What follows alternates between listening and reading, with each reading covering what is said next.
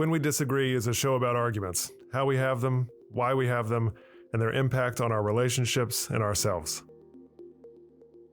You know that sinking feeling when you're nervous during a presentation, certain everyone can see your hands shaking and hear your voice quivering? In reality, most people notice far less than you think. This is the illusion of transparency, our tendency to overestimate how obvious our internal states are to others. The psychologist Kenneth Savitsky documented this phenomenon, showing we consistently think others can read our minds when they really can't. This illusion creates massive misunderstandings and disagreements. During an argument with a friend, you're feeling hurt but trying to stay composed. In your mind, your pain is written all over your face. Surely they can see how much their words really sting you, but they can't. They see your controlled expression and assume you don't care. Meanwhile, they're feeling vulnerable, which seems obvious to them but invisible to you. Both of you feel ignored and misunderstood, not realizing you're both hiding in plain sight. The workplace, to offer one example, is full of transparency illusions. You think your frustration with a new policy is obvious, so when your boss doesn't address it, that means they must not care. Your boss thinks their stress about budget cuts is apparent, so when you ask for new resources, you must be insensitive. Everyone's performing emotional telepathy that doesn't work, creating conflicts from misread minds. In political discussions, the illusion of transparency makes us think our reasoning is self-evident. The logic behind your position seems so clear in your head that when others disagree, they must be willfully ignorant or just arguing in bad faith. Breaking through this illusion requires really clear communication, saying what you're feeling. That hurt me, not just hoping they'll figure it out. Explaining your reasoning step by step, not just assuming it's obvious. Ask what others are experiencing rather than guessing. The solution to the illusion of transparency is actual transparency. I'm Michael Lee, Professor of Communication and Director of the Civility Initiative at the College of Charleston. Our guest today on When We Disagree is Leela Brammer. Leela is the Director of Curriculum at the Forum for Free Inquiry and Expression at the University of Chicago. Leela, tell us an argument story. Thanks for having me on, Mike. I really appreciate it. I thought a lot about this, and I came up with something that I have been arguing with myself about, Okay. arguing with colleagues about, and then I end up now arguing with the public about and academics. So my argument story, I started way back when, oh my gosh, in high school as a competitive debater. That's what brought me to the discipline. I ended up working in that field, in that area, and supervising a well-respected debate team.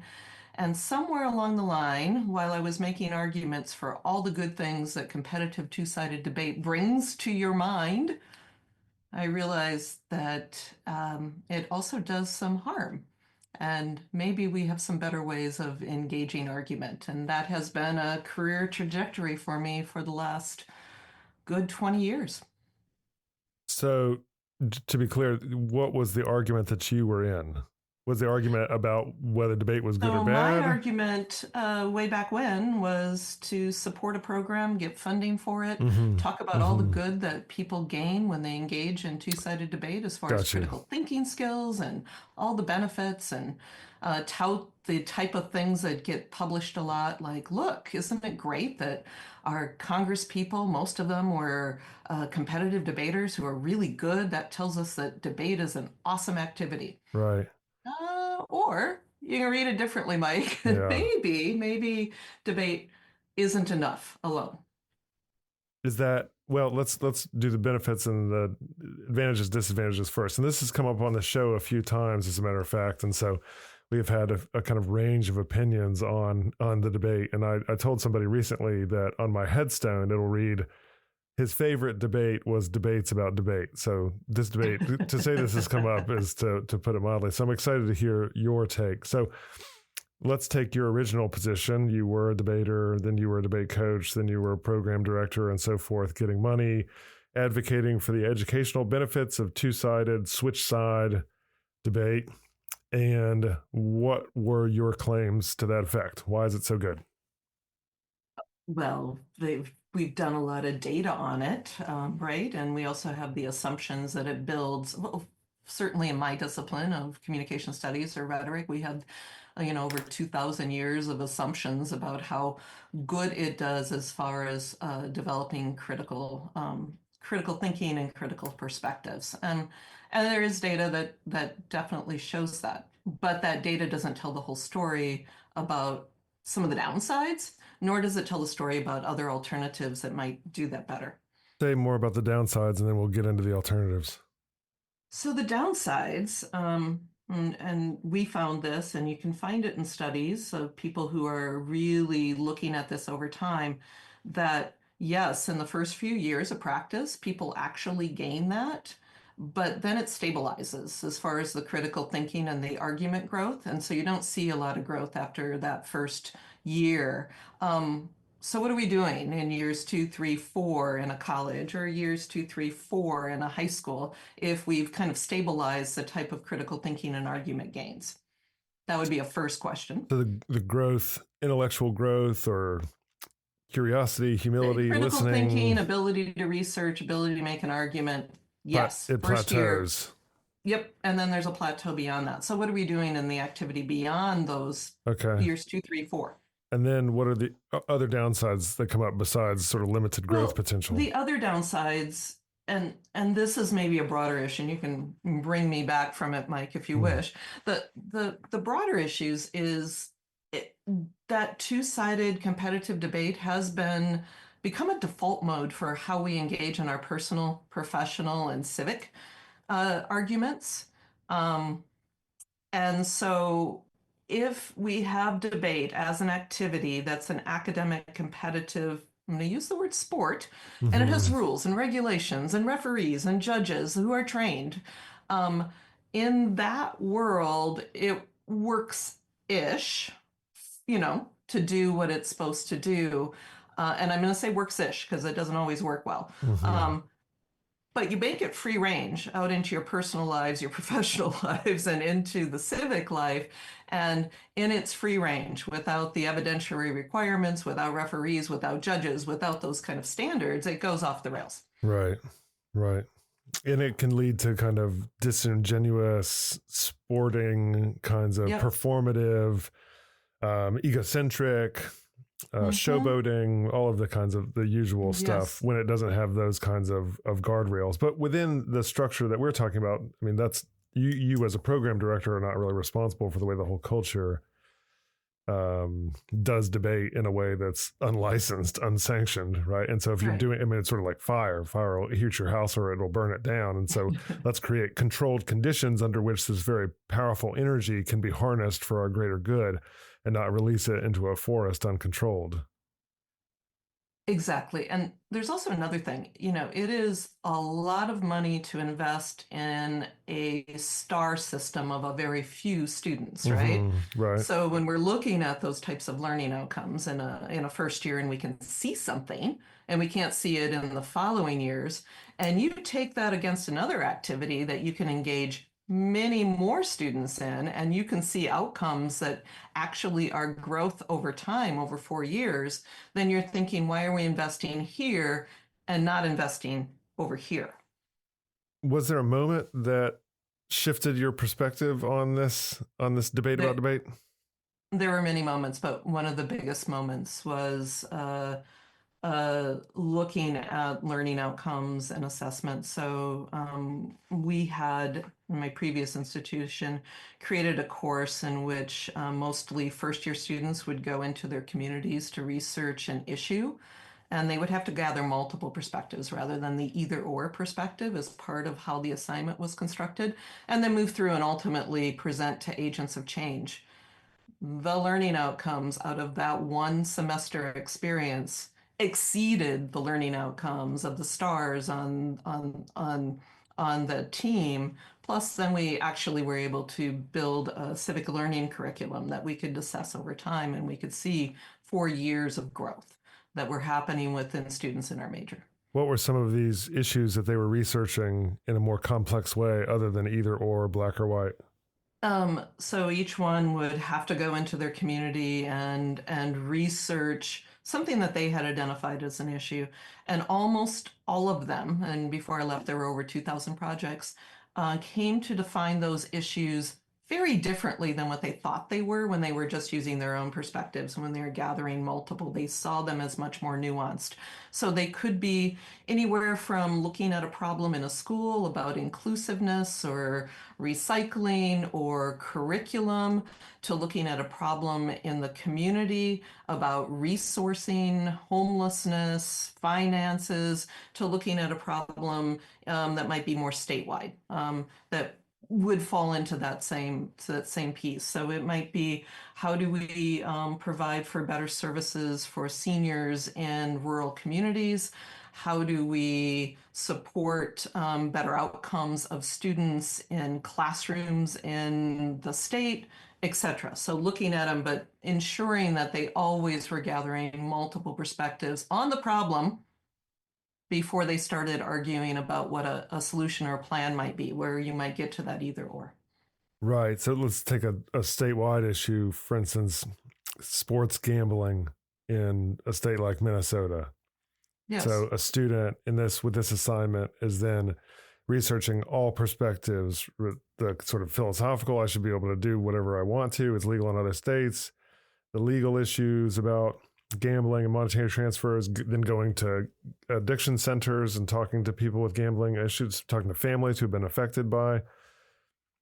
Exactly, Mike. You could complete the project now. Okay. You're on your path to getting a day. But identifying a problem and then Thank God. trying to figure out what exactly is the nature of that problem. And we can only do that if we look at multiple perspectives. Once you do that, Mike, and you were going down that path, right? Yeah. Then you can define it much more nuanced, and then you can move to something that would be an intervention that also will be much more nuanced. And so with this project as an example of alternatives to debate, either as a team or as an assignment, that you can do at scale with lots and lots and lots of students, that is not just, okay, you take gambling good, I take gambling bad, we meet in the middle and we'll figure it out, who's right and who's wrong.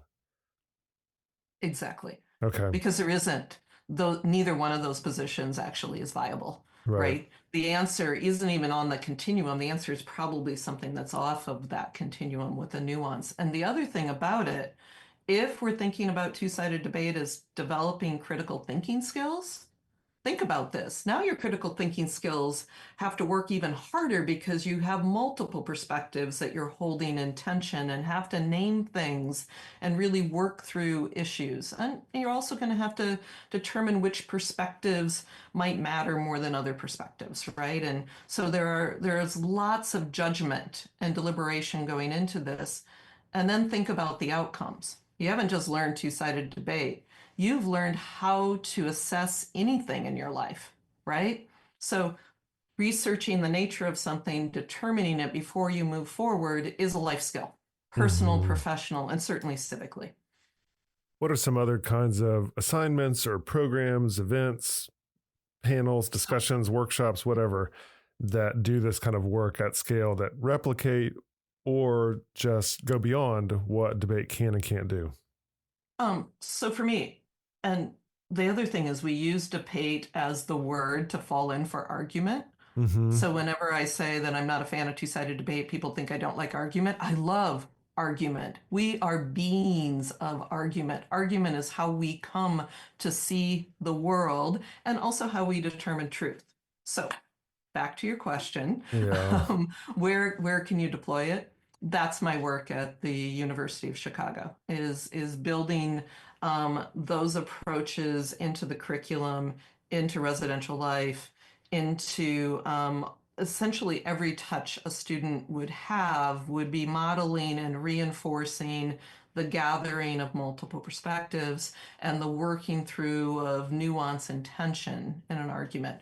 And then my work in outreach is the same, working with high schools and colleges to do the same. Take us through a couple of those programs or give specific examples if you don't mind.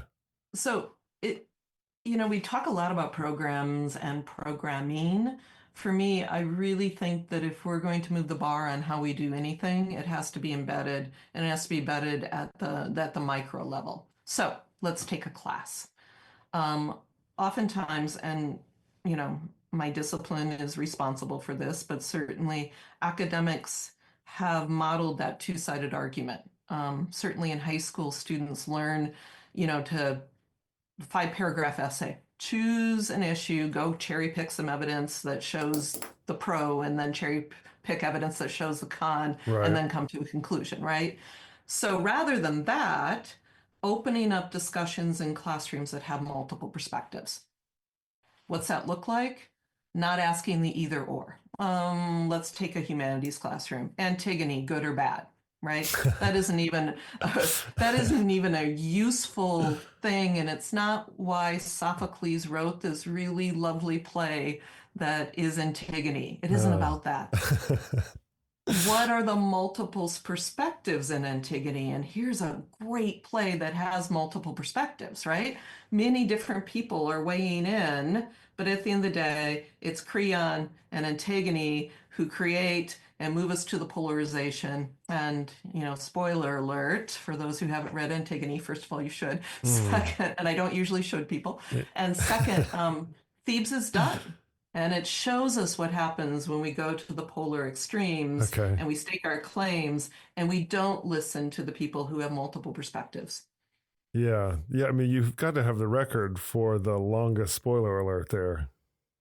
Sorry about that. Easily. And take us, so this is a good classics example in terms of reading text, engaging with text, what are multiple perspectives within this thing, as opposed to some up or down, dichotomous, black or white judgment of the text. What are some other kind of disciplinary examples exemplifying the use of argument as opposed to what you're calling debate to improve critical thinking at scale across many students and then in the wider population in your outreach work? Here is an example from a classroom that happened organically. I had students who came into class after a $15 minimum wage protest, and they were wearing all the paraphernalia, and they came in and they were all excited about $15 minimum wage. And I asked them why $15, and they're like, well, it has to be. And I'm like, well, you don't have an argument. And then there were students in the class of like, you tell them, they do not know that the market will take care of this. Well, that's not the answer either, right? And we could have gone, either I could have ignored it, we could have had a two-sided debate in the class, which would not have solved anything, because honestly, I think they're both wrong, or we could have dug into it. And so I did a dig into it, and I had everyone share their perspective on living wage. What are the elements that you think go into what we would think about a living wage? And I went around the room and everybody shared. We were recording it. I went around again, and then we spent a lot of time teasing out those multiple perspectives and really naming what was really at stake. Where were the tension points and what was at stake? As we close, I'd like you to broaden out and reflect on, I think there's so many things to be gained from this, and there's so many things obviously you hope to measure in terms of students improving. Which of those are perspectives, and what are the specific skills that you hope students and the wider public would get from activities, assignments, and workshops like the ones you're describing? I would hope that we would double down on our curiosity and also our humility. I think we've lost an ability to be wrong.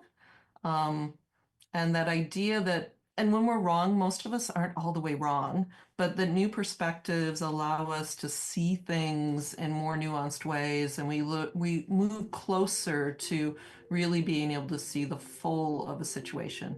That $15 minimum wage conversation in my class, they all move closer to seeing the fullness of a situation. Now we can deal with it, right? So it's that. I would hope that people would think about being curious about what other people think and why.